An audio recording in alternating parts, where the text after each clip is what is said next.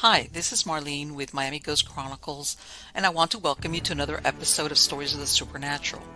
Wherever you find us, whether it's a video or podcast on your favorite platform, please like and subscribe to us so that you can get notification of when a new show is released. You can also find us on major social media platforms. If you go to miamighostchronicles.com, you can find links to the videos or MP3 files, which you can download and enjoy without commercial interruptions. If you're into classic horror, ghost, and adventure stories, I narrate Nightshade Diary, and you can find links at nightshadediary.com. If scary stories are your bag, and listening to encounters with cryptids, ghosts, dogmen, and other weird creatures sends a shiver up your spine, then go to supernaturalstorytime.com for links to our weekly podcasts. Noteworthy news about the paranormal world, true crime, conspiracy stories, and anything that is just plain weird can be found at eerie.news or visit the Stranger Than Fiction Stories tab at miamighostchronicles.com. Please subscribe to my newsletter on Substack. Just go to mppelliser.com for a link. I want to thank you for being part of my audience, and I think you are all wonderful. So how's everybody doing? Good. Everything is good here. Yes, what can I say? Preparing for the heat, but that's always, if you live in Florida, that comes with the territory. Besides that, ah, as a matter of fact, um, besides getting new chicks, I went and I got some vegetable. How's this? I gave up on trying to grow a vegetable garden from seeds. It's like that's not gonna work. No, it's just so anyway. I went and I got a seedlings like tomatoes because I've got the raised flower beds. I've got like a gazebo area, and I've got my potatoes. My potatoes are coming up. So as you can tell, I have my green thumb is non-existent kind of. But anyway, I said this year, I'm gonna start this off with some plants like Rona. We hit up and we've got a bunch of different types of tomatoes. We're gonna make it easy. I think some zucchini and squash. That's what we got, but they're plants because you know what? You see some of these YouTube videos with people that they get the seed and they wet the seed and they put it on a napkin or whatever the method is. And they think, oh, I can do that, sure. And yeah, you might get it to sprout, especially if you put. But at least for me, I know there's people out there that are great with this. For me, no. I could be the plant killer easily. So I said, okay, let me give these. I need something that's a little bit more advanced. And by the way, I was very lucky because when we went to the garden center of a name that shall remain unnamed, a store that remained unnamed, they had a bunch of tomato plants that you could tell that had been in there for a while. So they're really grown. As a matter of fact, their roots are, so they're nice and big, like they're ready to be planted. So it's like, okay, you guys are far advanced that you're not gonna die on me, I hope. So yeah, that was my this week. This week that was the thing that I was saying I'm gonna try it one more time. It can't get any simpler than potatoes and tomatoes. So we'll see. And everybody asked me how are the dozen chicks that I got. They're doing great. They're doing great. And yeah, so far I haven't lost one. They're all feathering out. It's nice and hot here for anybody that's got poultry. When you have small chicks like that they're very sensitive to cold weather, especially at night. That's important. So yeah, so far so good. And again, I'll repeat it because even though I have eggs, because like I said, my remaining hens they're aging out, and hens will lay eggs all the way through their life. It's just that as they get older, it's few and far between. Bottom line, all my hens they're aging out. Most of them are hitting 4, 5, 6 years old, and I'm not getting the quantity of eggs. That's why I got the new chicks. But bottom line, though, I look at egg prices. How's that? That's my point. That's what I'm getting to. And I don't know, other places they say, hey, the egg prices have dropped. Not where I'm at. Very insignificantly. Very. It's like, wow, who would think an egg would be a luxury item? Kind of, I'm a little bit exaggerating, but that's not the way I feel. Like if you're into baking, man, you got to put that on the back burner. So, what can I say? But such is life. I'm sure they'll come down. But in the meantime, Marlene's going to guarantee it because I've got 12 little pullets, all right, that in about 4 months are going to be giving me plenty of eggs. So anyway, let's get on to the good part. And the good part is, who is the guest today on Stories of the Supernatural? This is her first time here. Her name is Linda Eastburn, and she's the author of Threshold to Encounters. She's a seasoned investigator in the realms of UFOs, cryptids, and the paranormal. She shares her fascinating journey into the world of the unexplained, beginning with her introduction to a UFO research group in the early 90s, my type of person.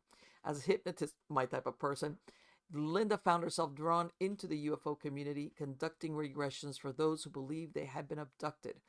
Her experiences have led her to explore the connections between UFOs, Bigfoot, and ghostly encounters, culminating in her book that delves into these mysterious phenomena. Linda recounts her most extraordinary encounters, from witnessing UFOs associated with cattle mutilations to the eerie presence of energy in her home. Her investigations have taken her across the country, interviewing countless individuals and uncovering the hidden truths behind this phenomena. Help me welcome her. How are you doing today, Linda? I'm doing great. Thank you so much for having me. I Appreciate gotta that. tell you, it's my pleasure. I Yeah, was like, I could tell. Yeah, see, she likes what I like. One of those things. It's like, and you know what? And the reason why I say that is sometimes people like they don't see the overlap between ufology or paranormal or cryptids. Like everybody stays in their lane. I personally think that there's a big overlap between these fields somehow. absolutely. That's what led me to write the book, actually, because I wasn't familiar with cryptids. I wasn't familiar with Bigfoot when I started doing a lot of interviews with people who had had those experiences. And given my background with the UFO research, I started Hmm. seeing a lot of similarities. And then that just took me even further into the paranormal. And it's like, I don't think we can really separate it very far. Right, right. I tell and I'm sure you've heard of Skinwalker Ranch. It's like very well known, but you know Yeah. that they wrote George Knapp and I believe the Colm Keller, that they wrote this book. The book has been out for a while. How even though you know the Skinwalker Ranch was a UFO thing, that many of the personnel there started experiencing paranormal events at their homes, which were hundreds of miles away, and they couldn't figure out like, huh? These are even personnel, I believe, that weren't any of the investigators. They were maybe security, and a bunch of them things started going on with them when they went back home. Yeah, that's true. And movie sets have been the same way. A lot of really horror level movie sets, after the films were over, they would go home, and a lot of the actors were experiencing just really some strange phenomena in their Like homes. like what? I If mean, I could remember the names of the movies, I would tell you, but I can't remember exactly what it what were was. they? Were they UFO or were they horror movies or were And they they? were horror movies. They were like Amityville Horror. They were like ghost, kind of I know encounters. The Exorcist, which of course everybody thinks of, and that just because of the subject matter, I know that for example, I know that in The Exorcist, I believe, there's that part where she's at the very beginning where they take her to get x-rayed at the hospital or to the doctors, when they still haven't figured out that she's possessed. Yeah. Well, it turns out that I think the tech that was there, he was at the hospital. In other words, they actually, this is what he would work as, and they'd say, "Hey, be in the movie." Turns out this guy was a serial killer. Oh, When I wow. heard that, I was like, "Are you kidding me?" Ooh, He murdered fun. like five or six other men, and what he was doing was he was because this is New York where he was working out of the hospital, and I believe he would dismember them and throw them like in the river, and they had no clue who was doing this. All right. Wow. And later on, of course, this developed after the movie and everything, that who that was, but it was like, okay, yeah, that's pretty dark there. Hmm. Yeah, that's drawing in a lot of abnormal things into a movie set. Yeah, I know. But it was like, and also I heard, and I don't know if you've heard of this, the original Poltergeist. Hmm. And I don't know if this has come from, this is just a rumor, because, sometimes they put things out there and you're like, oh, that when she falls into the pool, or what would be a pool, and all Hmm. these skeletons are bobbing around, that Yeah. they weren't plastic, that they were real skeletons. Wow. And I was like, hmm. And you know because Strange. from what I understand, people don't realize that sometimes, as far as skeletons and anatomy, um those real skeletons sometimes are less expensive than the ones that are made from the rubberized plastic, Because you might Well, think, well, I why didn't would you spend money on a reel? Isn't that going to cost you more? No, you'd be surprised it doesn't. But yeah, know. stuff like that that you think is how much of this is urban myth versus real. Um, Exactly. and even like you said, the Amityville horror. That the people that have lived there afterwards, they've said, hey, no, we've never had a problem here. Nothing's ever happened. But don't you ever wonder, are they being truthful, or are they just like, hey, I don't want to ruin my real estate investment. I live here. Well, it could be. Yeah, it could be that, or it could be because I've noticed that oftentimes the paranormal kind of follows the people more Yes. than it follows a location so much. But like Mm-hmm. Skinwalker Ranch obviously has a vortex there or something, or Right. portal or something's going on there. But as the people get invested in that, it kind of goes with them. But I think a lot of it has to do with our own sense of our own consciousness, the way that Mm-hmm. we interact with the phenomena. I personally haven't had any experiences that have been very frightening to me. I had one Okay. ghostly type of experience, but it was more of a feeling than anything else. But I have researched the subject so much, and the Right. people that tend to experience this tend to experience it over and over again, no matter where they are. Yeah, like it's not the place, it's you that's It may haunted. be, yeah. It's kind of what I've concluded, at least for the time being. I think, yeah, I do believe that there's people. Sometimes you think, is it you? Are you a budding or repressed medium, psychic medium? Mhm. And maybe these ghosts are following you around because they realize maybe what you're in denial about, kind of deal. It may Uh, be. Sometimes it may just be your own psyche, that yeah. you're creating some of these really bizarre things. I mean, I teach a class. Well, I've just written another book called Spy Your Way to Power and Success, but it's about manifesting things. Okay. And, oftentimes I think when we get fixated on a subject, and I can see if you were in a movie, like we were talking about, the Mm-hmm. cast and crew could get really fixated on some of the bizarreness in the movie.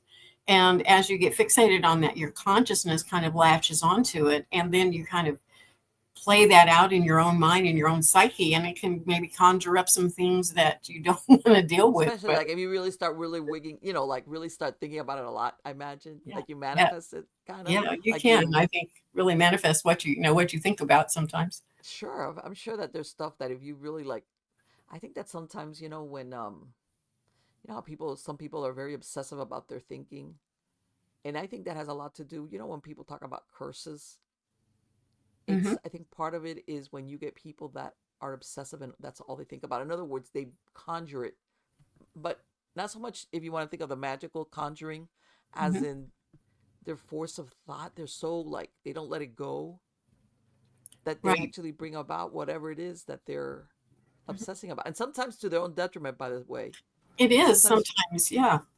Because, vibration meets vibration. If you get into that kind of weird, feared mode, like we all do Mm-hmm. when we watch a horror show, Oh and yeah. you hang on to that fear mode, then you're going to kind of attract maybe some fearful sort of paranormal experiences coming to you, it seems.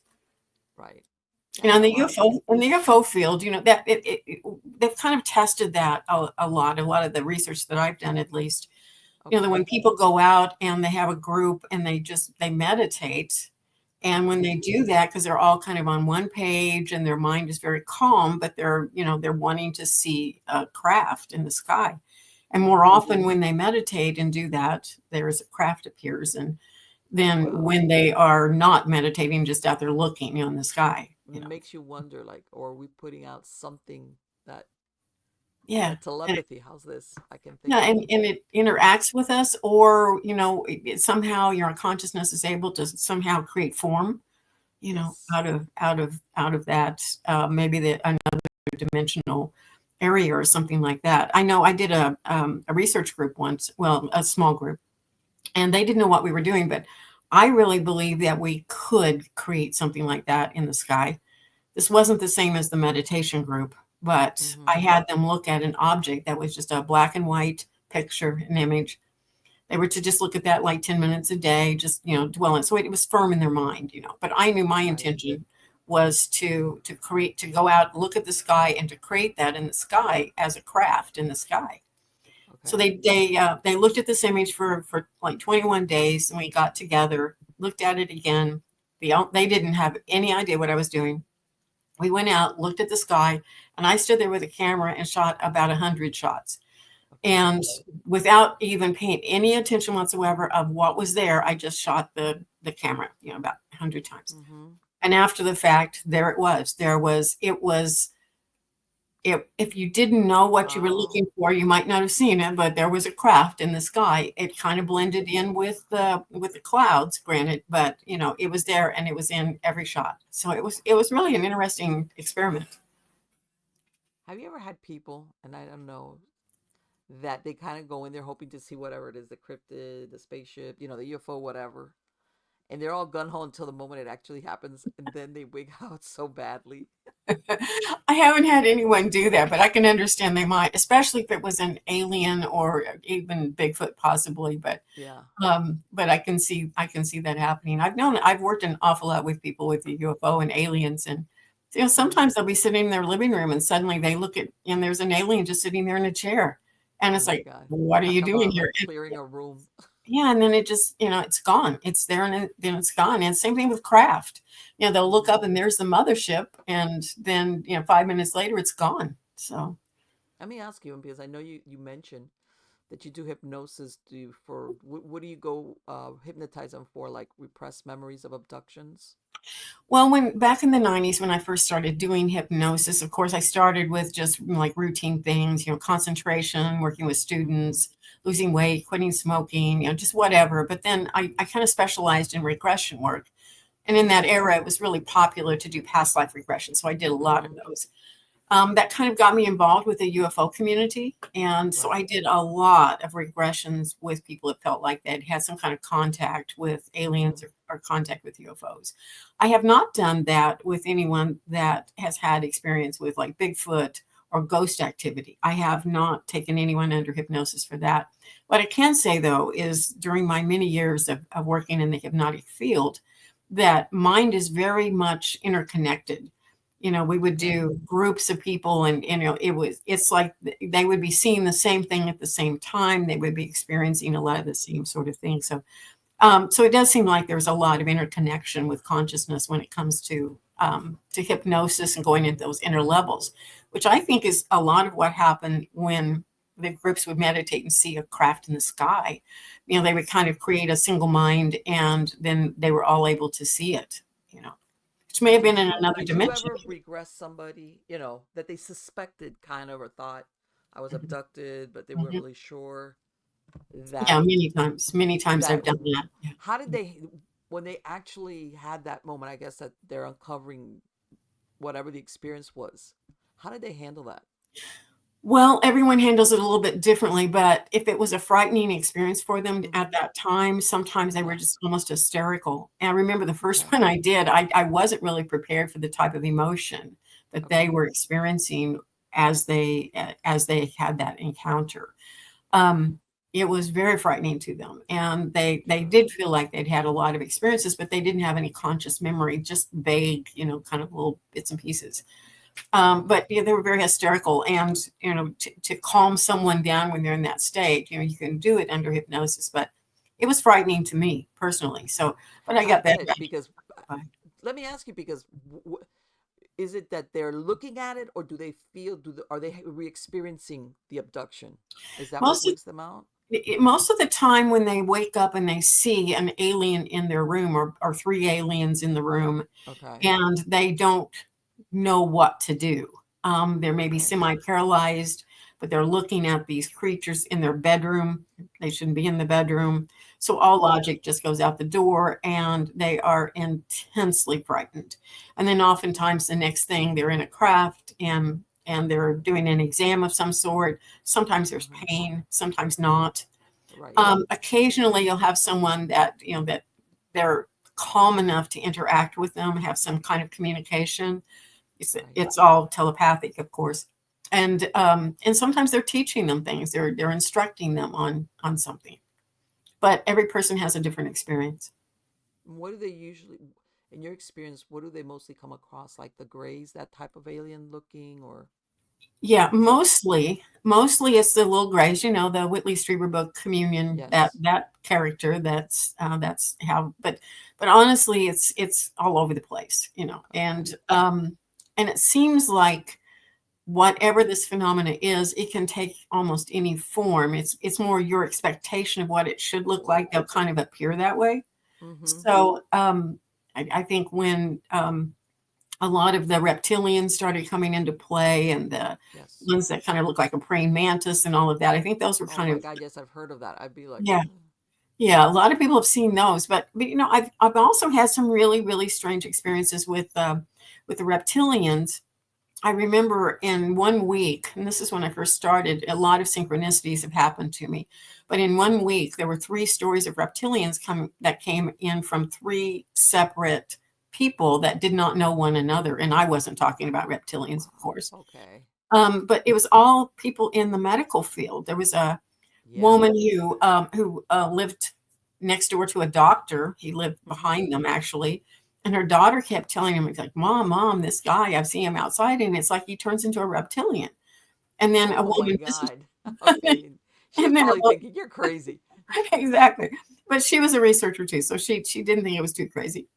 So then a woman came to visit her, and she said, you know, she had this really weird experience and she wanted to tell her about it. That she was at her doctor's office, and her doctor, you know, turned into this reptilian in front of her, and come to find out it was the same guy that lived behind her.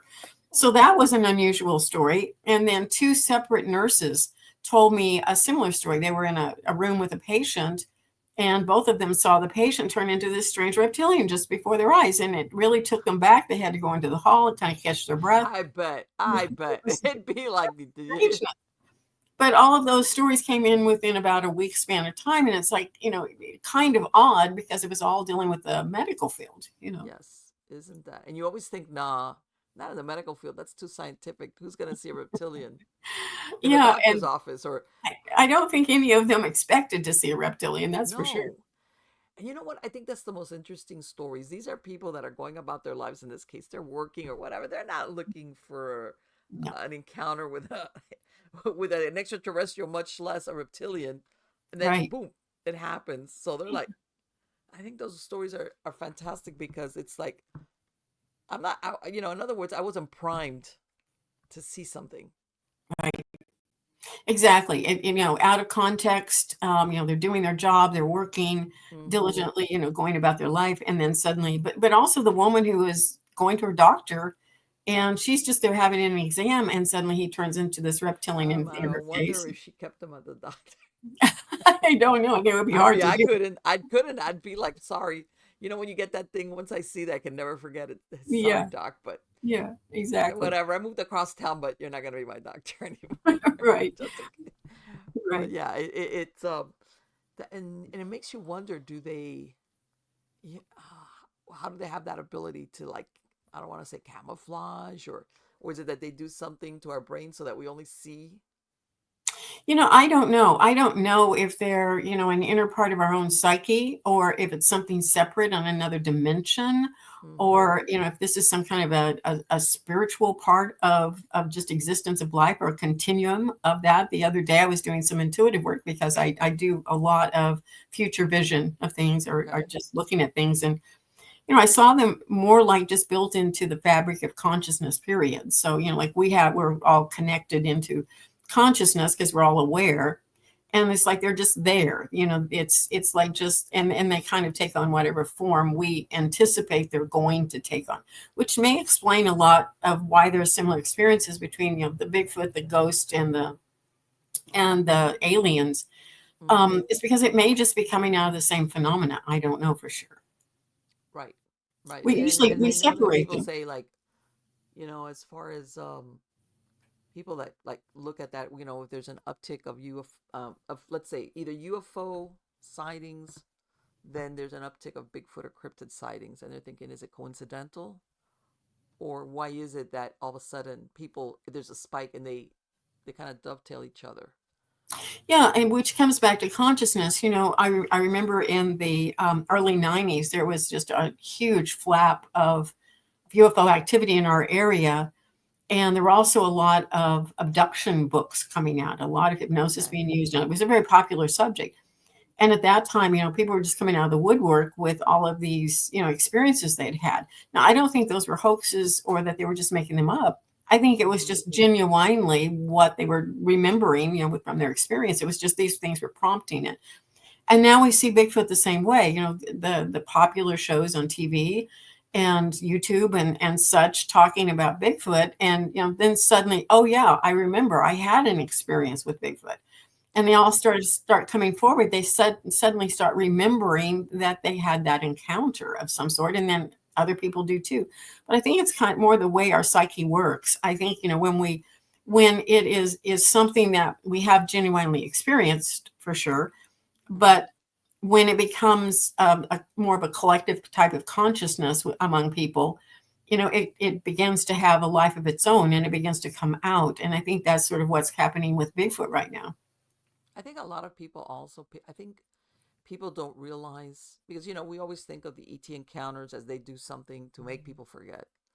But I think people that if it was a traumatic experience, people sometimes will on their own just submerge the memory Yeah, because oftentimes that's they just can't deal with it. It's like, yeah. and then yeah, they'll have, like you said, like maybe they'll have a dream or something distant, but the full-fledged memory or as a reality, they're like, their mind goes, no, if you start thinking about this, you might just go start pulling your hair out, and get, the That's men true. with straitjacket will come for you. And I think a lot of people sometimes they just on their Yeah. own. People who were abused as children, I mean, they Yes. repress a lot of that because it's just Yes. too dramatic to live with on a Yes. day-to-day basis. Yeah. And that's, oftentimes when people see a Bigfoot, people see an alien. Now, a Right. craft in the sky, that's pretty distant, but Right. oftentimes seeing that craft in the sky, they have, lost time. They Mm-hmm. have a memory of something, maybe bright light. Lots and lots of children or lots of people. When I started doing hypnosis, I wasn't into the UFO field at all, but I would have people come to me for something real mundane, like Mm-hmm. memory loss or something like that. And Okay. they would just suddenly start talking about their childhood, seeing these enormous lights coming in their bedroom window. And they get Exactly. up and look outside and there'd be a craft in their yard. And this is a very Wow. common thing for children, Yes, to but see that. you hear about people that even think like it's a familial type of Mhm. deal. Have Yeah. you come across that with some of Yes, the clients? definitely. Yeah, it does seem to run in families for sure. And more there again, it seems to be in something genetic or something that Right. runs along those lines much more with the people than it does with a location or a happenstance, Yes. with a craft or something like that. And then again, I teach a lot of intuitive things, so I really think that it's a matter of, some people just have the capacity to see these things and other Mm-hmm. people do not. And Yes. I've never seen a craft in my life. I saw an orange light one time, but I have taken people all over to Right. see craft and to do research trips and such. And other people may be seeing something, but I don't see things physically. I just don't see them. Right. And I know, and this is the thing you pointed out. Like when you see a UFO in the light in the sky, if you really want to, you can talk yourself out of it and say it was just a plane or it was just a helicopter. It was just whatever.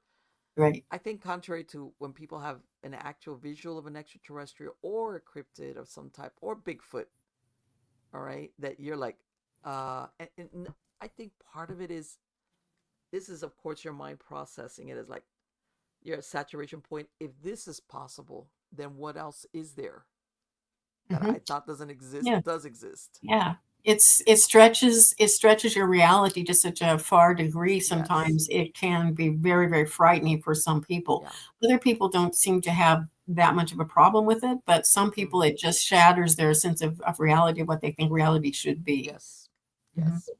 Because there's so many things that people think, oh, that's mythical, or, that's a legend, or that's an old wives' tale, But once you Yeah, see something, then even yeah, if you don't want to admit it, part of you starts wondering what else is out there that I'm thinking absolutely doesn't exist, and it for does. sure. And oftentimes they'll question themselves, their own judgment of what they saw. Yes. So it's Yes. really easy for them to talk themselves out of out of what they saw, and pretend like it was something different, or they're just their imagination. Yeah. And I think that even though there's a bunch of shows, but we live in such a technological world, and in our routines and everything, that you kind of think, no, it's a great show, it's a great reality show. Hmm. And I guess how's this? maybe let's go back just only 100 years ago. People, I think, were more open to the, and I'm not talking here about superstition, but they were actually more open to believing it, like something like that could exist. Even if they never saw it, they were like, hey, the world, that something like that can exist. Whereas now we're like more like very square, like, nah, you know, Right. Yeah. this is if all that exists, God, you know, flat earthers don't get mad at me. Does that mean the earth is flat? That kind of deal. It paves open the way Yeah. to like, oh shit, what Yeah. else? I think that, if you have a really open mind about possibilities of reality, even, Right. then it kind of sets you up for being able to handle things better. Yes. You don't have that shattered kind of reality. I love the mystery of it all. That's probably why I researched it for so long. But the Yes. mystery of it all is, like, well, what is it exactly we are dealing with? Where does this come from, and how does that interface with us? What does it mean for us? I haven't got an answer for that for sure, but it's always fun to explore. Yeah. Let me ask you: have you had that experience where you've been doing any type of investigation where it's paranormal, and something's followed you back home? No, I Just haven't had that. Now, I did have something in my home once, though, okay. which was kind of an interesting experience. I was pretty new at doing a lot of the hypnosis, and definitely new with the intuitive work that I was doing. But I was sitting on the floor, and there was a kind of an L-shaped sofa, and a love Okay. seat side by side, and a coffee table. And there were four of us in the room, and I was sitting on the floor with my back to the one of the corners in the room. It was a rather small little living room. And a really good friend of mine was across the way, sitting exactly opposite of me, and another friend of hers. And then my husband was on the sofa, also not far from me as well. And I started feeling a little uncomfortable, like I couldn't have put my finger on what it was I was feeling, but it was just this uneasiness behind Mm-hmm. me, kind of in that corner. And I finally said, I'm just going to get up and sit on the sofa. I just don't feel real comfortable. It's just something back there.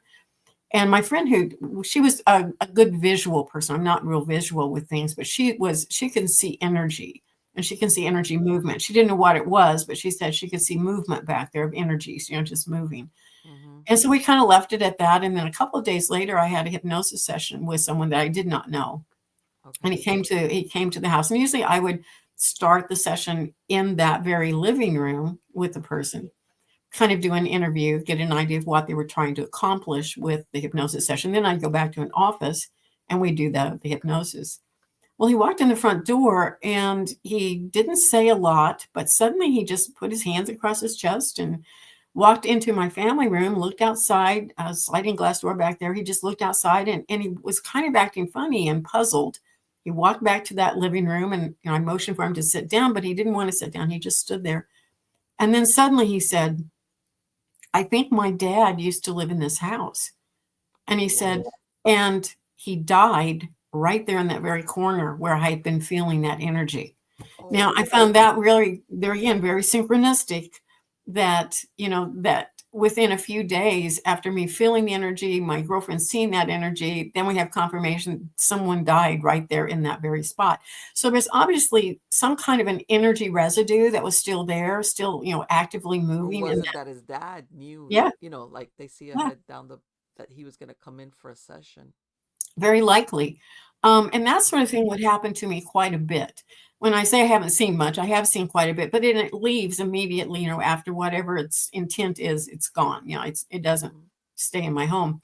But I remember another time, a woman was coming for a regression, because she had had some really unusual, what she felt like was kind of like alien type of encounters throughout her entire life. And Okay. another researcher brought her to my house, and they were going to come that afternoon, maybe about 3 o'clock. But that morning, I was in my kitchen, and there was kind of a cutout over the sink in the kitchen where I could see through to the living room area. This is a different house, though.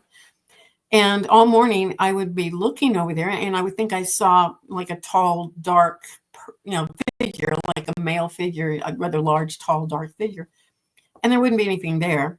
And I kept thinking it was my husband standing over there. Well, why would my husband be standing in the corner of the living room, in the middle of Right. the day? But I saw it several times. It didn't scare me. It was nothing frightening about it. It was just something I thought I saw, but I, didn't actually see anything. And then she arrives, and the very first story she told me was, as a child, she would often wake up and see this very tall, dark, very dominant figure standing over her bed. And it was like in my mind, I was thinking, well, I think he may have shown up here today. Yeah, Because that you still got him. described it. Yeah, described that thing I was seeing in the corner of the room. But there again, it showed up. I saw it in advance. She mentioned it the minute she got there. But the bottom line is when she left, there was never any other, Right. point where I saw it. But also I tend to Makes see the sense. future very easily. So these were also at times precognitive on my part, whether it be Okay. feeling the ghost behind me because this guy was going to come, he was going to talk about his dad, and he was going to, he could acknowledge his dad did die there. She was going to come that day at 3:00. I was already seeing that dark figure, in my house that she was going to Mm-hmm. talk about. So because I do see the future so easily, oftentimes I think some of this may be, just me knowing what I'm going to be dealing with Right. in a few hours I or a could few go either days. way. It could go either way. But Mhm. Yeah. I'm not saying you're not your precognitive abilities, but at the same time, I do think that especially when we're talking here spiritual, that they see they in other words, they know that this person's going to be there, and they just for whatever reason they go check it out. Yeah, I think it's, there's obviously time is not as we think it Right. is. So, those things can overlap and intertwine, Yes. That the knowledge from that side to this side and all of these things that kind of come together in these perfect synchronistic kind of patterns that we have, which is kind of my specialty is studying that sort of the way that we interact with that world. Have you ever hypnotized anybody and found that they have something like that, like an attachment or something that, in other words, you're hypnotizing this person who came for whatever, and all of a sudden there's something else going on there, and you're like, what? No, I really haven't had that experience. Now, I did a lot of past life regression work, Okay. and oftentimes what I would find is, there would be some pattern from a past life that was definitely intertwined in this life, and Mm-hmm. somehow getting in touch with that life, they could resolve that issue. So they could come out the other end of that, with some kind of like something they'd been really seriously dealing with. They could somehow organize that in their mind in a way by getting in touch with that past life that explained it to them. Right, And like that it clicked in their head, in other words, yeah, like, yeah. now I get it. They Oh, okay. Yeah, I would often have people say, "You saved my life," and I'm thinking, "I don't know what I did." It was just a Right. mundane past life regression to me, but for Yes. them, it was something that answered, just bukus of questions and helped them cope with this life. Because I think most people don't realize the majority of us, because majority of people lived, if we're going down the reincarnation, anonymous lives. You know what Oh, I'm saying? Not everybody was a king, queen, whatever, and the artist. Most people lived whatever life they lived, and that was it. They faded, and 9 times out of 10, unless depends also. Nobody really remembers or knows that they existed. no, oftentimes they don't. Once I did a research, rather long research project with people, but I did this for free, but they had to consent to doing multiple past life regressions, and we Okay. had to do at least 10. And what I found was if you had 10 past life regressions, you begin seeing a real strong pattern of their within the lives, of kind of developing the person even that they were today. So even if it was a mundane life, it still has, Mm-hmm. richness of the way that thread runs through those many lives. Right. In other words, that you saw, like, how's that, the character development kind of thing?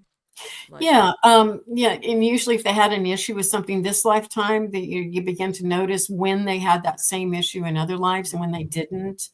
okay. And it would, it was just real, it was a really strong indication that, that we develop through these many, many, many lives. It's not just this one. Did you have people come in there thinking, oh, I know I lived in Egypt, whatever, with the pharaohs, and they would, when you regress them, all of a sudden they'd be like, they were like, yeah, you're a farmer or out in Arkansas, and they're like, what? Did you ever have that where they had expectations about who they were and it turned out it wasn't?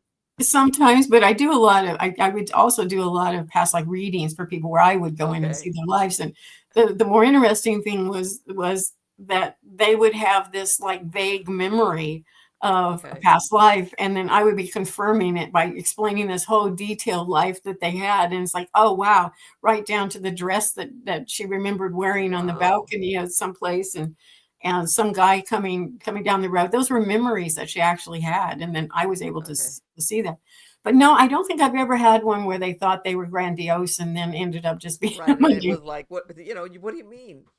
I'm The not mo- Scarlett O'Hara over at Terra. No. I don't think I've ever regressed someone where they were anyone really super well known or Right. anything Right. like that, though. Most of them, I mean, they had some extraordinary lives, but they weren't anyone that was well known. Right. Right. Exactly.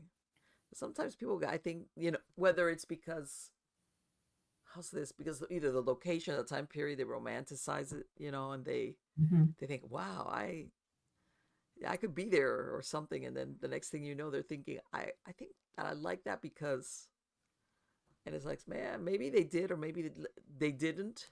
But let me Exactly. ask you, I mean, considering, do you ask them what to just see what would be the life that would help them the most? Is that how you would ask them? Like, It depends on their objective, but yeah, usually we just go into whatever life, that they can get into, basically, and then we just travel through that and try not to lead them too much. So a lot of my questions are just really simplistic, like, okay, what do you see now? If you look to the right, what do you see? Is anyone else there with you? Just really simple questions. So actually doing the regression itself can be quite mundane for me because I'm not there, I'm not seeing that. I'm just asking them very simple questions and let kind of just guiding them through whatever experience they're having. right. Yeah, and it's something like that. It's for them. It's their thing. Yeah. Like for you, you would think, well, okay, that's a very normal life, but maybe something like you said that's going on present time or present day for them, it means has some significance. Yeah, and oftentimes what they're actually able to verbalize or do verbalize, there's a whole scene of experience that they're having in that hypnotic regression that they are not verbalizing. So, and Okay. you can ask them to verbalize it, but oftentimes it's just a lot of silence because they're just having some experience. And then if you ask them, to again, they might give you a small bit of information, but Yes. oftentimes, it's not like in full vivid color like they may be experiencing it or Mm-hmm. action oriented the way they're experiencing it either. Do people tend to reincarnate in groups? Like I've heard that. I haven't had, I don't know. I think I tend to Okay. believe that, but I, Mm-hmm. I really don't know for sure. Okay. But and I'm sure you've heard of that theory that Mhm. people switch places around, but that kind of it's the same group, more or less. You know. Yeah. Yeah, I have heard that. And, whether it's true, and especially in family units, they'll often, reincarn with their family Mm-hmm. unit or Yeah. close by, or, I think a lot of the really strong parts of reincarnation that validates it are the children that, when children Yes. tend to have sudden deaths, they'll often reincarnate very quickly. And sometimes they Mm-hmm. will remember a living, parent or family close by, wherever wherever they are rebirthed, and Mm-hmm. they'll look for them or try to find them. I mean, Right. those are just really interesting Right. stories. I It's not haven't, like this length of time where it's like, okay.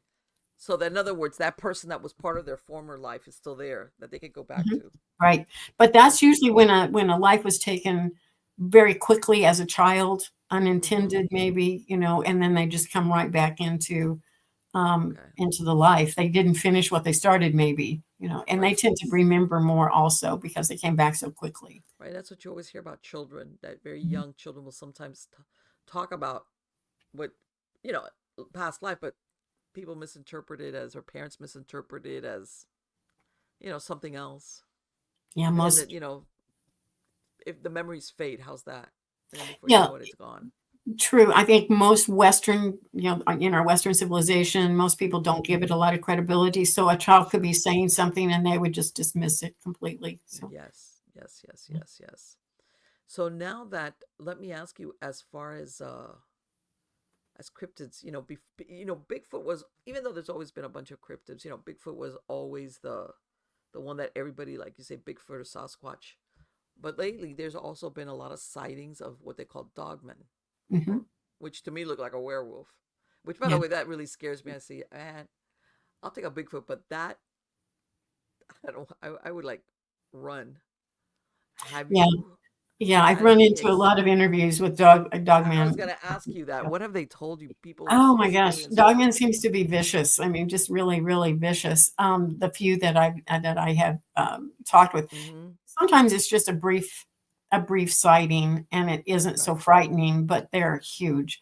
I did this one interview with a guy that he and three of his friends were in a warehouse, and it was an abandoned warehouse down by the train tracks, and the windows were out, and it was like 3 or 4 stories high, and they saw a pack of dogs run by. There were wild dogs in the neighborhood, and so they ran by. And Right. this was kind of about a half an hour out of town. They'd walked out there. They built up a big fire in the middle, and they were just kicking back, just relaxing, talking and whatever. And they hear these dogs, and they started yelping. And so they go to the door of the warehouse, and they look outside, and there's this big pile of, I don't know what it was, but it was something that came from whatever this factory had been about. So it was this huge, big pile of something. And the dogs had run up over it. And then suddenly they see these dogs, one at a time, being flung, literally flung Wow. up in the air and back over that big pile of stuff. And, not very many things could do that, actually. And then No. they hear a couple more dogs whimpering over there. And then they see this giant dog man come walking up on the top of this pile, and they are absolutely terrified. Oh boy. So they run as fast as they can up to like the third floor, and even on the third floor, they can look down. There's this cutout opening like in the middle of the building, and they can look down, and this dog man starts coming inside the building, and they are just Oh my terribly God. frightened. They were just terrified. And this dog man comes over to the fire and standing there by the fire for a while. And one of the boys was just so frightened. He kept making noise, and they kept telling him to be quiet, but he kept making noise. And suddenly the dog man looks up and sees them, at the top. Now they know the dog man's going to come up those stairs and just, rip them apart. And suddenly they're out of the blue. There's a train that is coming, and it blows a whistle. Now they've been out there how many times? That train never blows its whistle there, ever. Right. So this time the Wow. train blows the whistle, and suddenly Dogman it kind of just goes away right in front of their eyes. It just dissolves. But they're still scared. There's, the adrenaline is flowing so Right. much. Train passes, and they have to decide what they're going to do because they're afraid that it will reappear, So they end up waiting for a while. The boy that was so frightened wasn't going to leave, and they said, "Hey, we're going. Either you go with us." Yes, right. You're Yeah, not gonna stay here by yourself making noise. so they run down the steps, run as fast as they can. It's the middle of the night. They finally get home, all four of them safely. And they decide not to even mention this unless all four of them are together so they can back up one another's stories. But they concluded, they kind of talked to their ministers or pastors of their churches. They talked to their family. They talked to a lot of people. But apparently this particular area, now this goes back to location, that Okay. area seemed to have had numerous sightings of various cryptids in that one Really? vicinity. And this minister was Wow. telling, they were, all four boys were there. They had a fire going. It's kind of hypnotic, a fire just Yes. keeping back. And maybe all four of them kind of got in sync, and they, which can happen under hypnosis. You can have, multiple hypnotic experiences. They may have, flipped over into that area where you can see things like that, and Right. and like I said, not everyone can. Some people can. They may have all just at the same time seen this, where they could see this this Yes. Bigfoot, or not Bigfoot, but rather a dog man. And it ended up being just a really scary time for them. Yeah. I bet you had a meeting after when they said we're not taking him anymore. The one making the noise. It's like, nah, man. I don't know if any of them went back out there, to tell you the You're truth. They you're were all you're so booted scared. off the island, son. Get out Yeah, of here, man. it Yeah. was they were If it saved wasn't for the only, train. not for the train. And there's such, there again, the synchronicity of the train coming along right then Yes. and blowing the horn, when it never does, and then it brought them out of the state where they could see it. that Right. woke them all up or something because the dogman just disappeared in front of all their eyes. So Wow. very strange. That's so interesting. Because I'm thinking, because I thought you were gonna say it ran, like the Oh, whistle scared it. yeah. Like it Yeah. was like, okay. I think it But woke them up. I think it pulled it them back might have, into yes. a real conscious dimension. Because if when we're in our five senses and we're in this, the world that we normally live in, our waking stage, Yes. I think it might have pulled them back into that state. Whereas the fire and just the kicking back, and they were probably, Yeah. winding down at the end of the day, and they were Yes. just in a real kind of almost hypnotic state, which allows them to see more things, like the women who would go out and meditate, and then they could see the craft. You know, Right. Right. Yeah, but let me tell you something. That'll do it. If you get, you're like, man, we're trapped. Oh my yeah, God. yeah. And a lot of people I'm see craft when they're traveling, when they're driving cross country, and anytime you're in a car and the rhythm, they're right. moving in the car, it kind of puts you in a mildly altered state too. So yeah, Sure. There was this gentleman I interviewed. He's passed away since then. And he lived in Jim Smith. He lived in Alabama, and his group was the Alabama Bigfoot Society. And he told me that it got to the point where people would see things on the road because this was not in the city; it was like out in the country, and they would call the police because like, what else are you gonna do? right, So the police already knew, and they would bring him over to his place, and because they're like, "What do you want us to do? Go arrest the Bigfoot or whatever it is that you saw?" right. And he was telling us, he says, "Look, I can't say, but whatever it was, they believed that they were genuinely scared. They saw something, whether whatever it was, that to them it was a Bigfoot." And some of them, he said, Absolutely. a couple of them, it says, "Sir, can we stay here until dawn breaks because we're afraid to, go back home way in the dark." But what you're saying is these are dark, dark roads with just the headlights, and like you said, and maybe they're going along. Is it something that's always there, and all of a sudden you have the ability to see it? It's those are the big, big questions that I don't know that I can totally answer. It's just one of the things I don't know that we're giving credibility to. That when we get in a certain state of mind, we may be able to see things or hear Mm-hmm. things or know things that we can't normally, in other states of mind. Oftentimes, someone may be out fishing or hunting, they're up in a tree Yes. stand, hunting. It's a relaxing moment. It's not a time of hustle bustle working or anything, when they run into this Bigfoot. So I don't know. And then how many of them see it just driving down the road and there is a Bigfoot walking along the side of the road? Right. It's kind of an Right. odd thing. We always think that because we are seeing it, that it has to be real. But True. we see things all the time. We're not sure. Perception is an odd thing, and being a student of vibration, everything's really Mm-hmm. just energy and vibration, and our brain decodes everything, whether it be the road or the fence or the trees along the side of the road.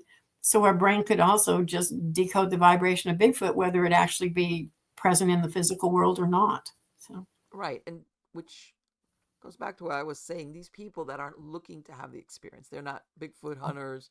They're not right. looking to see, oh, that shot, that's a Bigfoot. That's not what they're going on about. So that when they see, because I think most people, when they're not, they try to make it figure in their world. Is Mm-hmm. that what is that? A tree, a branch? What is that? You know, until you kind of like get rid of all the rational possibilities very Right. quickly, of course, and you come up with these conclusion, and that's when your heart rate jumps, and you're like, oh. But the I think that sometimes let me and I guess this is my question: do you really think Bigfoot or cryptids? But let's go with a Bigfoot. Do you really think that they're just physical animals? Period. Physical animals, whether they're a lost type of ape or something, or Well, they there's do. some type of mystical or supernatural slant to them. Well, they do have physical properties, obviously, because they Mm-hmm. reproduce. They're juvenile and Right. youthful, little ones all over the place with them sometimes. So they do have that capacity. There's all kinds of evidence of, physical evidence with hair and, footprints and things like that. So there has to be some form of somewhat of a physical element about Right. these things. But on the other hand, they have this ability to, or a lot of people see them appear, disappear. They can be Right. orbs. Like when I talk about the Sierra Sounds with Ron Moorhead Oh up my in the God, yes, I've mountains. heard Oh my those, and goodness. that's like, The sound, but they never did see the beings. But lots of things happened up there. One time they saw this enormous UFO right overhead, this blue, really dark blue UFO overhead. They uh-huh, also had a time when they were in the little shelter, the little hut that they slept in, right. and all night long they were hearing banging and sounds of their camp just being torn apart out there, just huge amounts of noise. It's like, who's gonna go outside to see what that is? The You next day go. they go out and there's nothing has been moved, nothing. And that is a repeated story, that there will be And you know this, what? this sound and then there's That nothing. that is so typical also of ghost stories. Hmm. That people will Yes. say, I heard stuff like breaking, or I thought my china cabinet had come down, or this Mhm. loud noise, or stuff being trashed, or furniture being moved. They run in there and there's nothing. Nothing's happening. Absolutely. So you see, that's another one of those correlations between ghost activity, or what we have classified as ghost activity, and the Right. activity around Bigfoot sightings or Bigfoot research. Yes. And one lady told me the other day that she was camping doing Bigfoot research, and Mm-hmm. she was camping, and they had these chimes out there for some reason, but the chimes started making some noise, and they started making a huge amount of noise. And she looked outside of the tent, and she didn't see any Bigfoot around. She didn't see anything around, but the chimes were like going up and down, like at a 90-degree angle, kind of like that. Mm-hmm. But they were not touching, the little things that hang down were not touching. That thing in the middle wasn't touching. It was staying exactly the way it normally is, but Right. it was just going up and down like this. But it was making Wow. this enormous amount of sound, and nothing was around. She could see nothing moving it, but it was moving.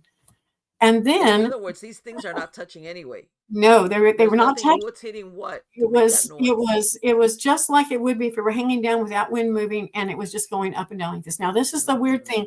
Within a That's week, I also talked to this other woman that said almost an identical story. Now, it wasn't Bigfoot. She wasn't doing Bigfoot research. She's done UFO research for years. She had some chimes on her back deck, and it was kind of between two doors, and there was no wind, there was nothing, mm-hmm. and the chimes were not moving, but she could hear chimes just going nuts, but these chimes were not moving at all. Wow. Same thing, as well. The other lady was going up and down, but these were, just there was no And movement. you're Just thinking this great wind coming through yeah, here, and the chimes are like, I know. wow. So something's going on, but that's remarkably like ghost stories. That's a Bigfoot story. And Yes. the other lady was, she doesn't do any Bigfoot research. She just does, UFO research. But this happened to her as well. Lots of orbs, lots of lights, lots of shooting, energy lights. Just there's something in the thread between all three of these encounters that people have that seems to very much be related. Have you done any investigations when it comes to cattle mutilations? Or Yeah. I had my one of my experiences anyway, probably the most phenomenal one is when I first started researching UFOs. I was out in the country and we were visiting some people and no other houses around, just their home. And I was sitting in a vehicle looking out over, there was a gravel road and then a pasture, a field just above beyond that, and then a tree line above that. And I was waiting for my husband. He had gone into the garage to talk with the other gentleman that was there.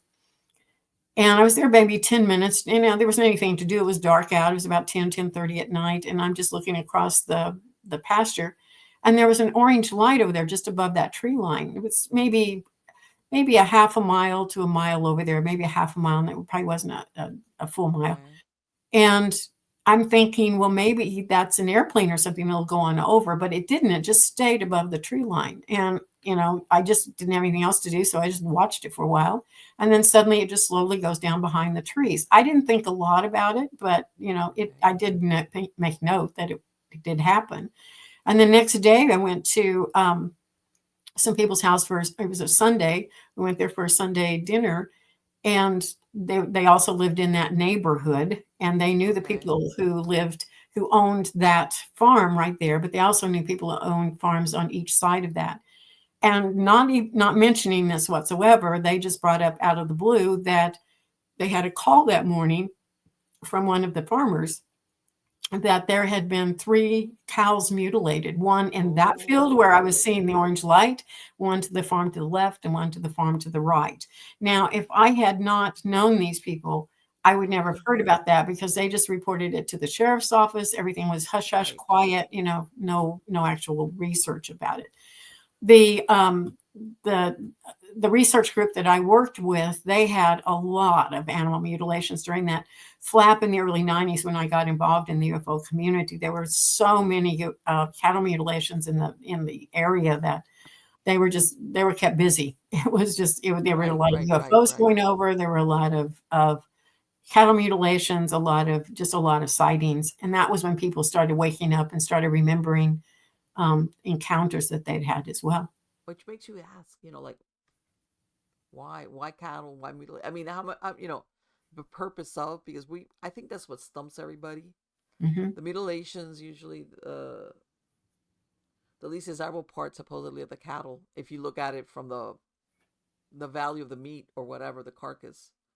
And it's like, okay, how many times are you gonna mutilate a, a cow or whatever, to study what? So Yeah. you always think, why so many, or what? Yeah, and I don't have an answer to why. Obviously, they're wanting these parts for something. They Oh often yeah, take out the absolutely. tongue and various other parts, and it's obviously a laser, no blood involved whatsoever. Sure. Other animals will not go near the That carcass. is, to me, so interesting. That the loss of blood, where there's, no, the body is drained of blood, Right. and that predators give it a wide berth. They're like, that thing's gonna rot away slowly, but nobody's gonna touch it.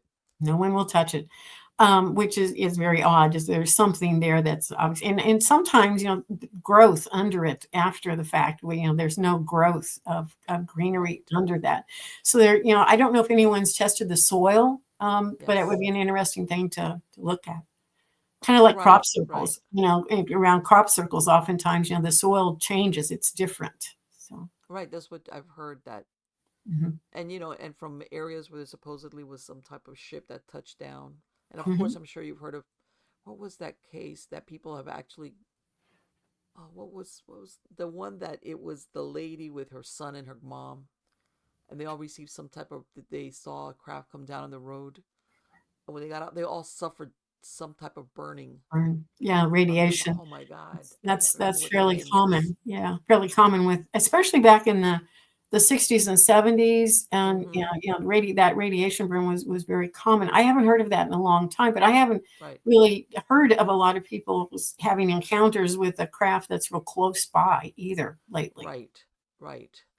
But it's almost like something either that's expelled from the ship, or they're Hmm. who knows. Hmm. And there's, in other words, that there's visible proof that something happened to them, because I Right. believe the lady, the mom of the kid, she was the one that got the worst burn, but it was bad. It was a bad burn. It's like something that you Hmm. you make up. There was visible proof that something had burned her. Yeah. Yeah, so there again, it's that connection between what is really physical here in this experience. It's obviously there's a physical component with all of these things. Just don't know what they are, where they're from or what they're doing here, but obviously they're interacting with us at times anyway. Do you There's think a, that? I'm sorry. Go ahead. Go ahead. and there's a location not far from here that I think everything imaginable. It's kind of like another Skinwalker Ranch. Okay. Animal mutilations. There's craft scene. There's really bizarre, shooting lights out there. Bigfoot has been seen there. Things move, like big equipment will move, around, and even small things also, and tables will move, around, that sort of thing. But at one time, there were 2 researchers driving down a road from one area of this it's a large acreage. And they were Okay. driving down a road from one part of the acreage to another when they saw a craft overhead. And they stopped the car and got out, and there was this beam shot down on them, and one got deathly sick, and the other Oh. one was ill but did not throw up.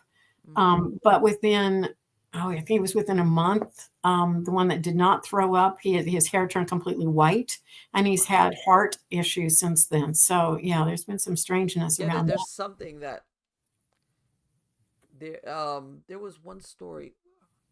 I read it. Sometimes I get, did I say no? I read it. and it was a young guy. He said that he was the youngest of his family.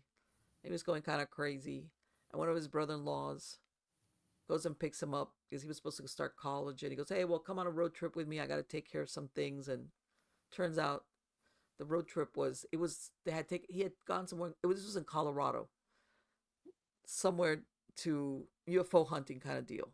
Some area out there that's very well known for UFO sightings. And his brother-in-law had bought cameras, binoculars, the whole 9 yards. And he says that they were out there, and I guess it's some highway, kind of deserted area from what he said. Bottom line, they had a sighting, and one of the times he says his brother-in-law, like they saw something from far away, and then it just shut off, Mm-hmm. and then they got a laser and they started playing with a laser like to point it out there, and it basically this thing came back. Mm-hmm. And then he says that he was looking, I guess it was nighttime binoculars, and all of a sudden he's looking and he's seeing it, but then when you took with your naked eye you couldn't see it, so it had some type of cloaking device. And he said that when that thing came back, it was coming, like apparently the laser like made it come back. Then they left because then all of a sudden it was like we're in over our heads on this.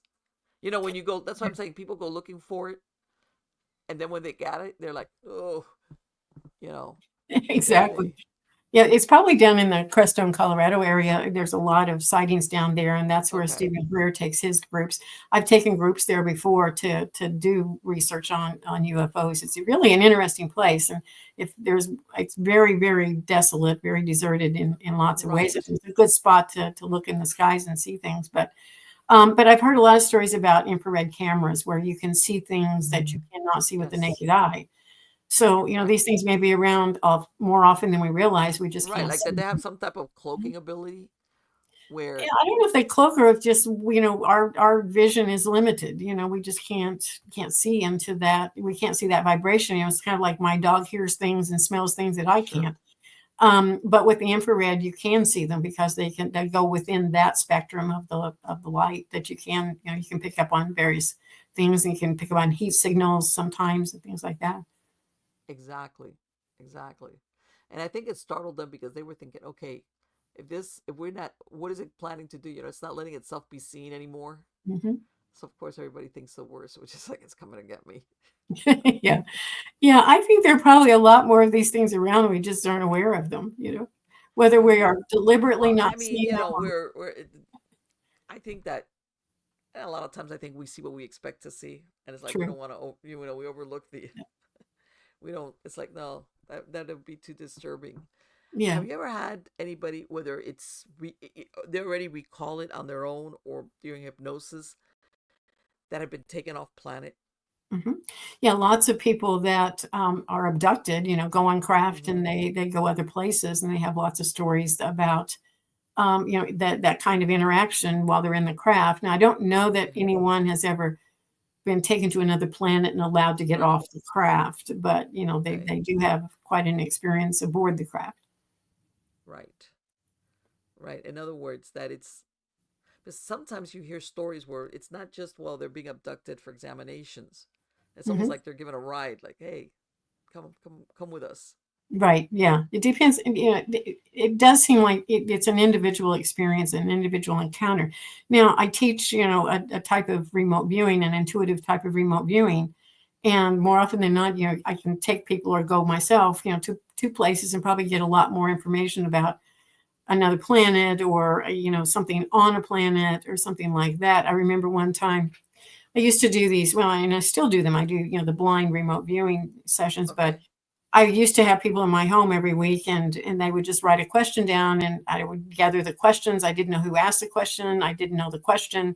I would just shuffle them, write a 4 number digit on it to have something to connect me with it. And I would look at it. And I remember this one time I went into it and I saw 4 different structures. I didn't know what I was looking at, but I saw a tower, I saw a pod, I saw an opening for like a tunnel, and Okay. I saw arches. These arches, kind of like McDonald's arches, but they were much bigger and and they Okay. weren't the same color.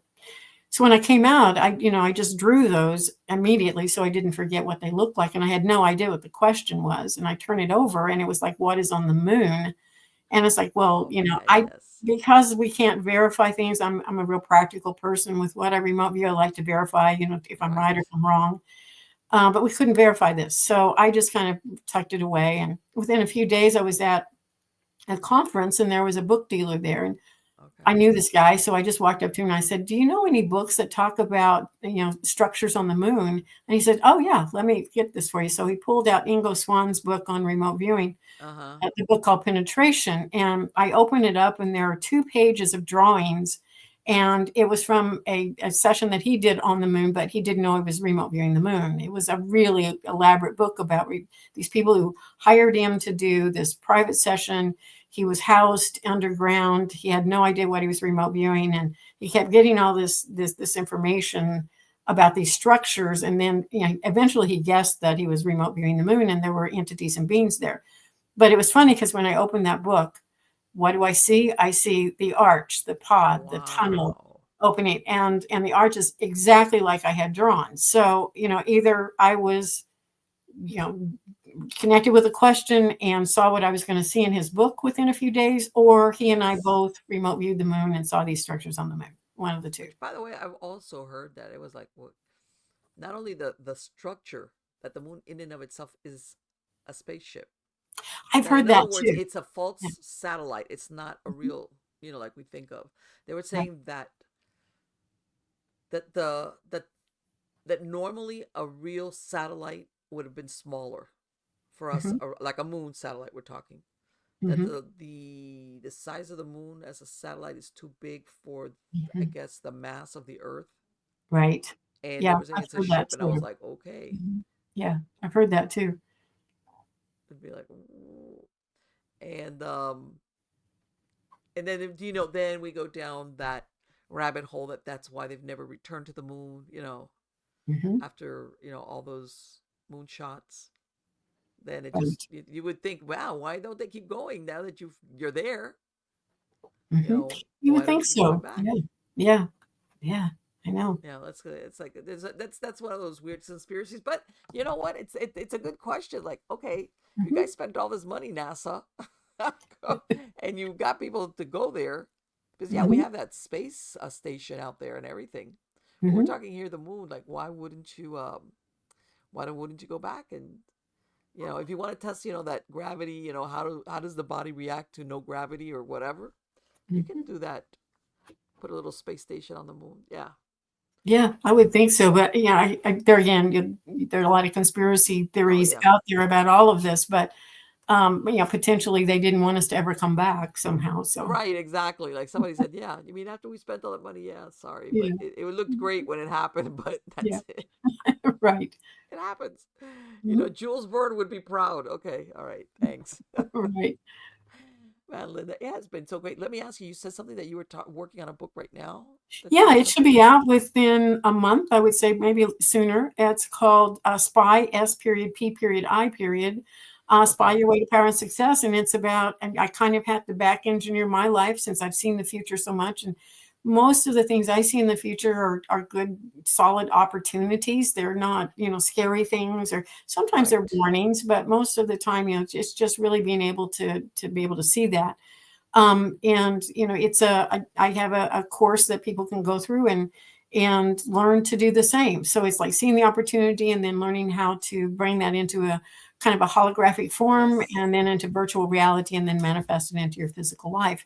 It's kind of like the law of attraction on steroids. So Mm-hmm. you can Okay, right, imagine that. right, right.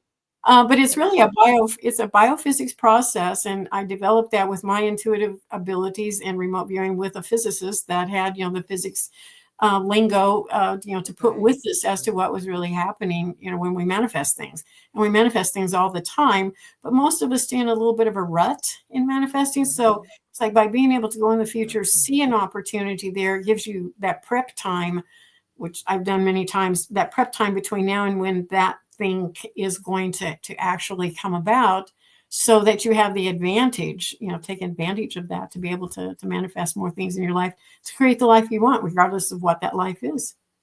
Well, I think that sometimes I hate to say them, going to blame it on Hollywood. Mhm. And I know maybe it's because for the entertainment purposes, everything sometimes they paint a future very dystopian, They do. very Yeah. Yeah. apocalyptic, very like, Yeah. even the programs with even when when the zombie thing started, Mhm. Walking Dead, everything was God Almighty, everything was horrible. Right. Yeah, that's true. And it's just my life has been the opposite of that. I've always been able to, if I wanted something, I would see it I could see that I would Right. know when to do it and see it in advance and take advantage of that.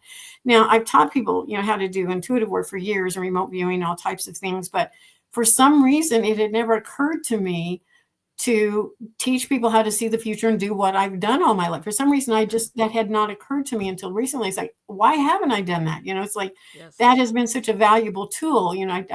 I was in real estate for a lot of years. I had real estate business and did real estate investing, and still have investment properties.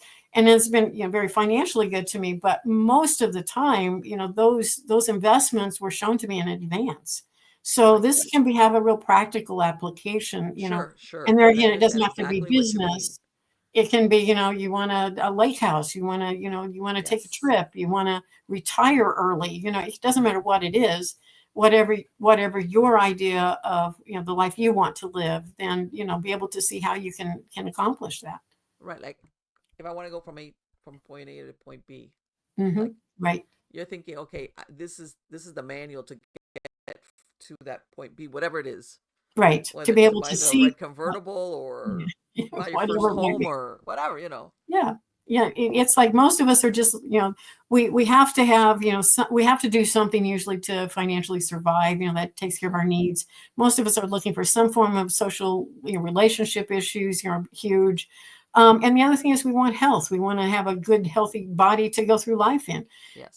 So, when those needs are met, and this is, helping you to find ways to meet those needs, but to make them fit into a picture that is more the life you want to live, the actual life you want to live. Right. So many times we get stuck in these ruts, we're still using the process, but we're doing it over and over and over in a pattern, and we stay there and we never break out of that. So you have to learn first to know yourself and to break out of those patterns so that you can see some of the things that are available to you. I think we're that saying about that we're creatures of routine. I think we truly Mhm. are, even Yes, when the routine is not really what we like. right. But it's like That's true. this is I know what I'm doing here. Yeah, I'm exactly. not I not like it, but it's like Yeah. Well, in all of this paranormal stuff that I've researched and been so intricately involved with for so long, I mean, I think it's very fascinating. But actually, what I'm talking about, seeing things in the future and being able to see, whether regardless of what it is, or being able to mhm, manifest these things, these are all part of that same world. They're things yes, that are unseen to us, and they're energy fields that we can interact with, but we just haven't learned how to necessarily. right. Or don't know they're there. They're like, Yeah, right. or we put it in the what's this? The category of like magic. How's that? Yes. Yeah, yeah, exactly. Like, oh, But, it's magic. Oh, it's that really doesn't quite a exist. normal process whenever you break it down, but, we just haven't learned how to depend on that or to use it. And, this is a little bit of a conspiracy theory too, but the powers that be kind of don't want the layperson to know maybe a lot of Oh, of this because course. I it's very remember. You remember when empowering. The Secret came out? Was it Yeah, I do. oh Yeah, 07 or something? I forget. exactly. Was it oh 07? Yeah, it I was think it was back oh there about 07. then. I Yeah, remember when probably The Secret sometime. came out, and that was the opening thing of the Yes, movie was that the secret is the one that they want to keep away from the masses because, yes, yeah. and It's I very think, empowering. I right, mean, when you learn the power of your own mind and consciousness and working with energy fields, I mean, we learn early on how to manipulate energy through our physical body. We learn how to walk, yes, we learn how to pick up a pen and write down something, we learn how to use our mouth to speak. But nobody tells you how to use energy fields that we can't see. of you course know, not. No, and they're all there. It's exactly. very, And it's like, very available. for my podcast listeners, Linda, what is your website where they can find out about I your don't. work? I actually don't even have a website, but you can find Linda Eastburn YouTube channel. You can get to me from there. Okay, LindaEastburn@gmail.com. If you want to just personally contact me, I'm also okay, on Facebook. Just Linda, and then I have a Facebook group called Bigfoot Cryptid Midwest. okay, So you can get okay. to me through any of that. Yeah. Okay, yeah, there's plenty of ways to get it. Yeah. Thank you so much, Linda. It has been absolutely Yes. wonderful. Let Yeah. me ask Thank you, you for that book having that me. you're going to release, when is it that you're going to be putting It's that out? the new one that's coming out is Spy Your Way to Power and Success. And when is that out? More or less, give or take. When do you think it's going We to be? next Tuesday we send it to the publisher, and it's within days. It may be up.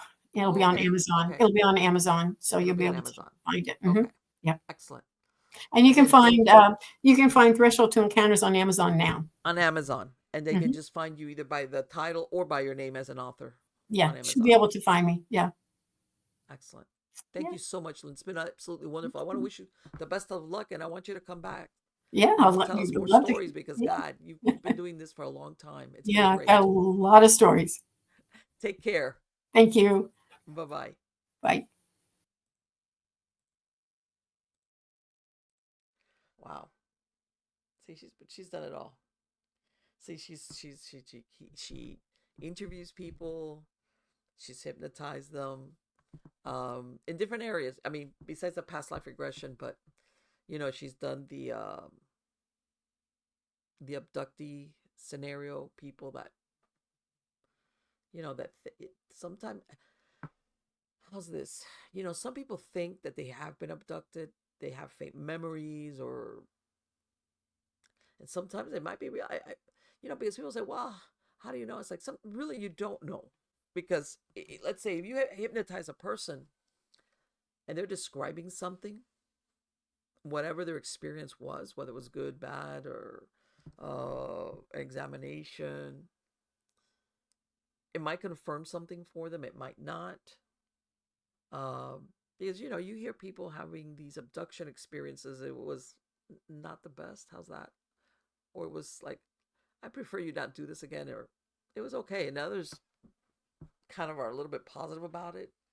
But there's really no way for you to ever say, let's say it's the hypnotist or anybody listening to the story, to say that's true or that's not true.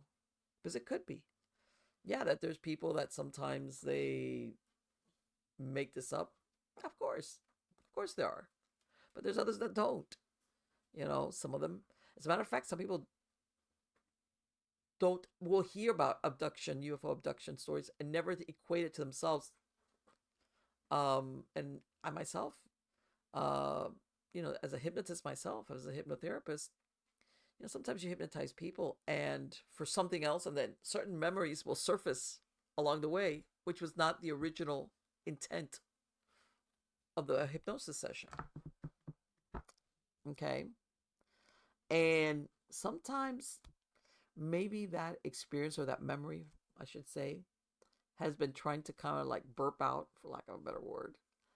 And maybe when that person's in that super relaxed state, when their mind's quieted down, their critical factor is down, and they're like, they're not, how's this?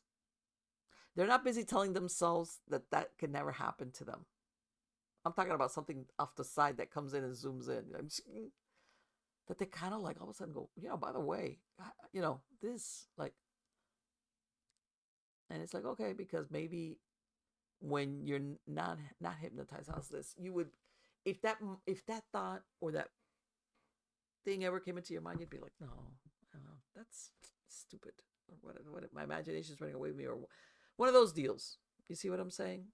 And sometimes under hypnosis, your mind is more open and accepting of the possibility, or that memory is able to like come in, so that you say, well, I'm remembering this, or like, what is that, or the things like that.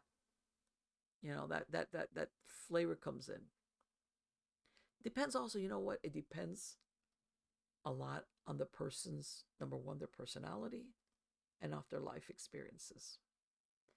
There's people, whether you want to call them introverts, extroverts. You have the people that are the A-type personalities, that they're like, they want to have an adventure.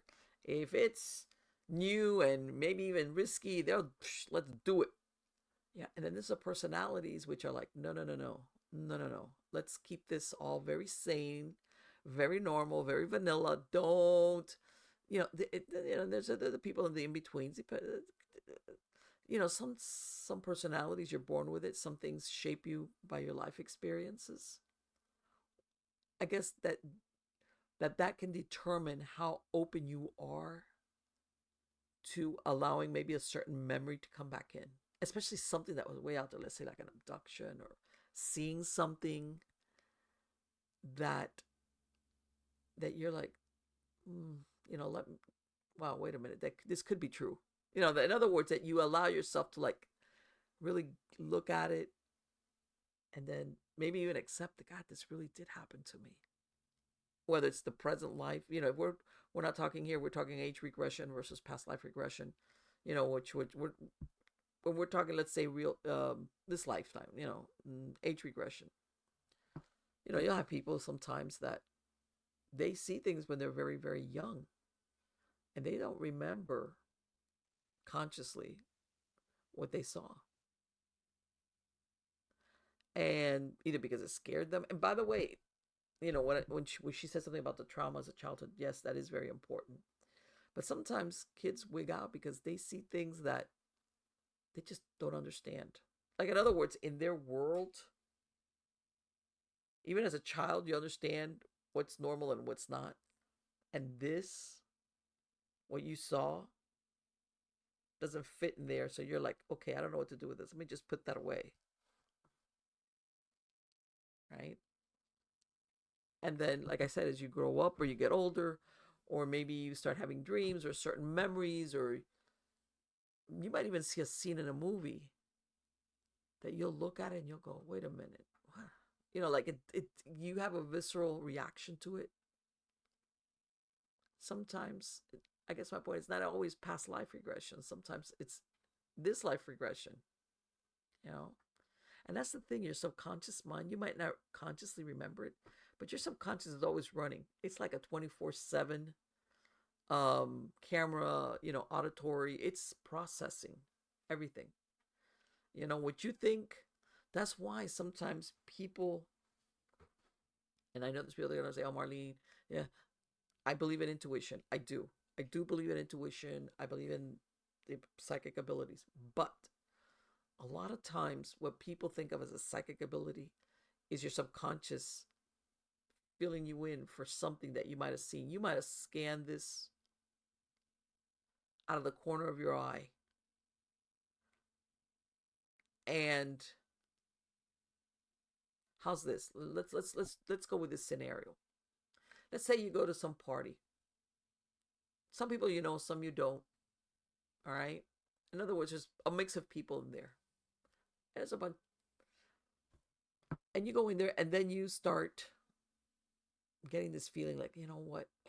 I don't feel comfortable. I need to get out of here. Something about this place is like, but contrary to what's happening, you know, everybody's having fun. Maybe you have friends there. And in any other setting, you'd be having a great time. But somebody's telling you, you know, I think you need to leave. Get out of here. Get out of here.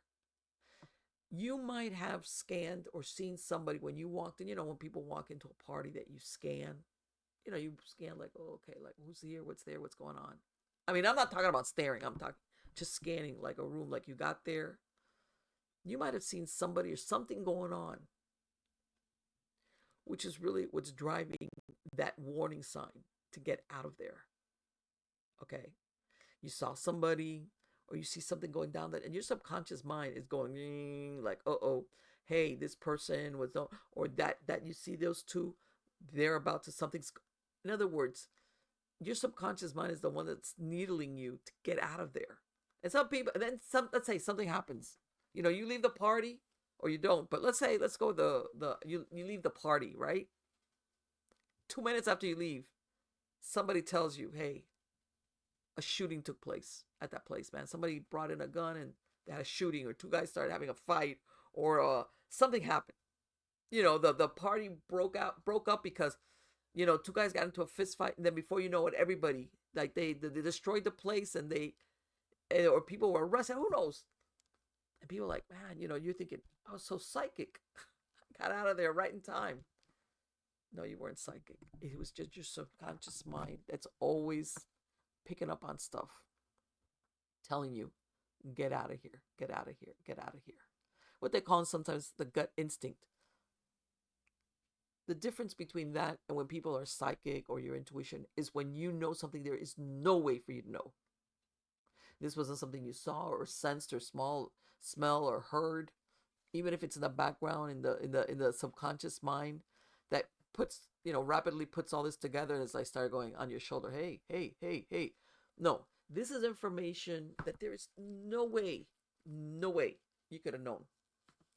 Then that's we're talking here psychic slash intuition. That's what that is. I mean, one thing doesn't negate the other, but a lot of times when we have instances of aha moments, it's your subconscious going, finally you got it. Oh, you dumbass. God, you know, hey, didn't you see that guy standing in the corner over there with his hoodie up? You know that guy's violent, or that guy looked like he was high, or that guy looked like he was going to do something, or there was something about him that, you read the body language, or you see two guys and they're like, there's music going on, but you sweep the room and all of a sudden you see these two guys, they're about to start punching. Like, something's going to happen. And you're being told, get out of here.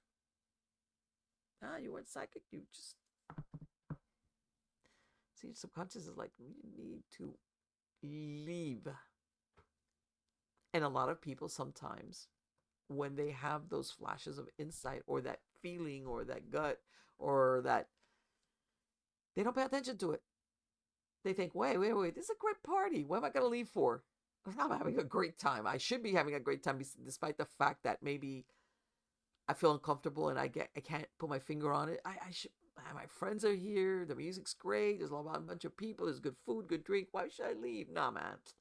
I'm stupid. Nothing's gonna happen. You know how many people talk themselves out of that? That intuition, and the subconscious going, all right, here we go.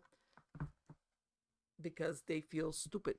Now, by this, I don't mean you can get paranoid. You can't let paranoia rule your life. All right. And again, this depends on the personality style of the person, that like you're not seeing something bad behind every rock. In other words, that you know yourself. How's this? There's a difference. Let's say that same scenario, kind of more or less. But let's say this party, some people, but the majority of people you really don't know, and you've never been to, like. There's a thing called I'm uncomfortable, kind of, because I don't know a lot of these people here, and I've never been to this house, and I know a couple of people, but the majority of people I don't know who they are. So I'm kind of uncomfortable because I need to get the lay of the land. I need to find out who's who. Yeah, man. And you arrive alone. How's that? Let's make it more. And you see one of your friends and like, but otherwise, you don't know nobody. The host or the hostess, who they're too busy to make introductions. So you're feeling like, okay, what do I do here? That's different. That's just uncomfortable because of the scenario, the situation. That's different from, I'm there, I'm having maybe a good time, or I see the potential, or in any other setting, I would be having a blast, but I'm really wigging out here.